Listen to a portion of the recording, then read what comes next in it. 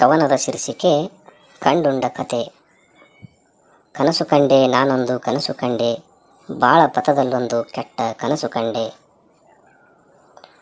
ನಾನು ಒಬ್ಬ ಕನಸುಗಾರನಾಗಿದ್ದೆ. ಹಿಂದೊಮ್ಮೆ ಬೆಳಕೇ ಇಲ್ಲದ ದಾರಿಯಲ್ಲಿ ಓಡಾಡುತ್ತಿದ್ದರೂ ಕನಸುಗಳಿಲ್ಲದ ಹಾದಿಯಲ್ಲಿ ನಡೆಯಲಾಗದ್ದೆಂದು ತಿಳಿದಿದ್ದೆ.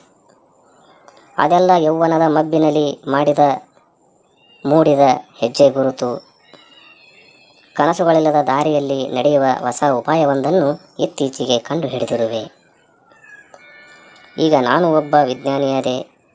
ಭೂತಕಾಲದ ಮೃಗಜಲದ ಹಿಂದೆ ಓಡಿದರೆ, ಕಣ್ಣಾಡಿಸಿ ಅತ್ತಿತ್ತ ನೋಡಿದರೆ ಅಲ್ಲಿ ಕಾಣುವುದು ಹುಚ್ಚನ ಹೆಜ್ಜೆ ಗುರುತುಗಳ ಪಾತ್ರ, ಕನಸುಗಾರನ ಸತ್ತ ಕನಸುಗಳ ಪಳಿಯುಳಿಕೆಗಳು ಮಾತ್ರ.